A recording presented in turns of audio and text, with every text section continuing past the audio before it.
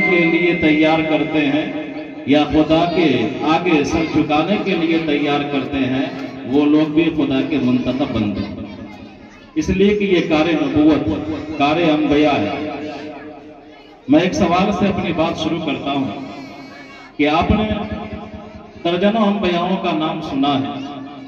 आदम अलैहिस्सलाम, हजरत नूह अलैहिस्सलाम, हजरत इब्राहीम अलैहिस्सलाम, हजरत मूसा, हजरत ईसा, हजरत दानियाल, हजरत हिस्कील, हजरत ज़करिया, हजरत याह्या, हजरत दाऊद, हजरत सुलेमान, कितने अंबियाओं का नाम आपने सुना है।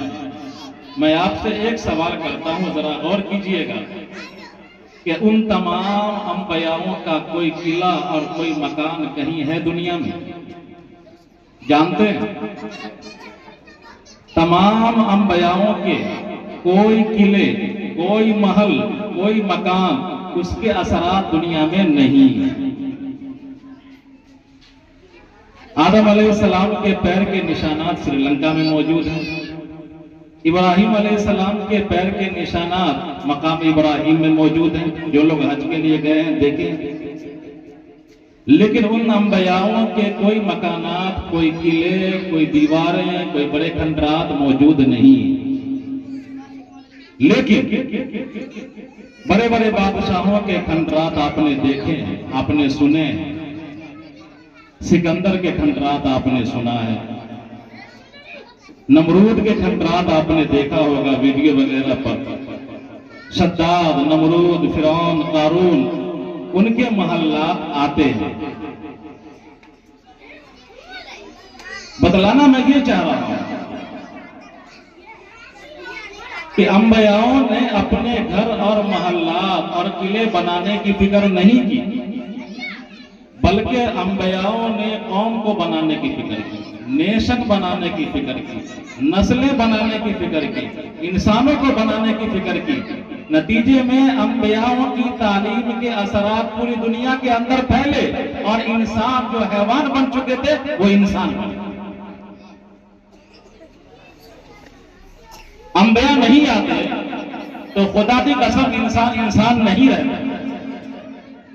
लेकिन बादशाहों ने, उनकी तरजीह दुनिया थी, उनके तरजीह महल्लात थे, किले थे, उन्होंने अपने खंडरात बनाए, अपने किले बनाए।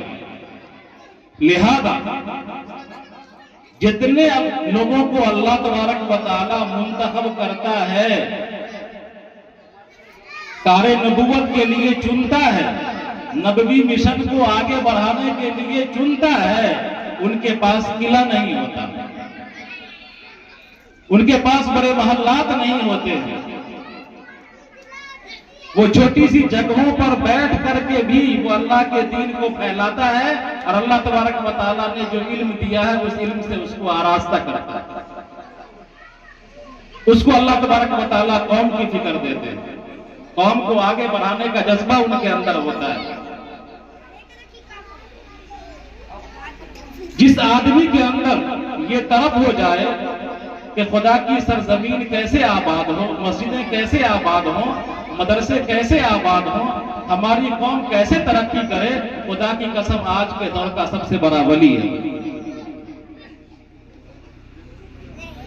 और जिस आदमी को ये फिक्र नहीं, बल्कि उसको फिक्र सिर्फ इतनी है कि हमारी दुकान कैसे आगे बढ़े, हमारे तिजारत कैसे आगे बढ़े, हमारा कारोबार कैसे फरोग पाए, लाखपति से करोड़पति कैसे हम बन जाए, करोड़पति से अरबपति हम कैसे बन जाए, जाहिर सी बात है कि ये आदमी अल्लाह का मुंतखब नहीं। बिलाशुबा मौलाना असलम साहब और उनके तमाम रुफका, जिन्होंने 1 साल पहले उनके खानदान के लोग इस सरजमीन को वक्फ किया इदारे के लिए, यहाँ पर बुनियाद डाला और अल्लाह के फजल से इदारा कायम हो गया। आज उसकी इफ्तिताही तकरीब है आज, और इंशाअल्लाह कुछ देर के बाद पहला सबक पढ़ाया भी जाएगा। हम लोग अल्हम्दुलिल्लाह पढ़ेंगे भी इंशाअल्लाह इस इदारे में। मुफ्ती मुजाहिद साहब इस प्रोग्राम के आली वकार सदर हैं, उनके जरिए से इंशाअल्लाह इफ्तिताही अमल होगा, आप लोग उसके गवाह बनेंगे। मैंने एक बात कही कि जो सरजमीन अल्लाह की पसंदीदा होती है वही दीन का काम होता है। देवबंद के क़याम से तकरीबन 70-80 साल पहले देवबंद का क़याम 1866 में हुआ है। उससे पहले 50, 60 साल 70 साल पहले मौलाना शाह इस्माइल शहीद रहमतुल्लाह अलैह मुजफ्फरनगर की पैदाइश थी उनकी।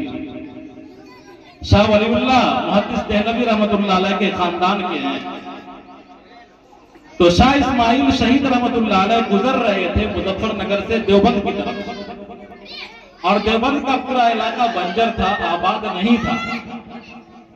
मौलाना का कारवां, शाह इस्माइल शहीद का कारवां देवबंद में एक जगह पर रुका जहां मस्जिद बनी हुई है, और वो कतबा लिखा हुआ है वहां कि मौलाना इस्माइल शहीद यहां आए हैं, इस जगह पर आए हैं।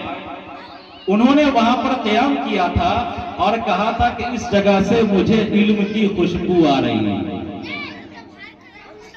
इस जगह से मुझे इल्म की खुशबू आ रही है। ये बोल करके वो चले गए।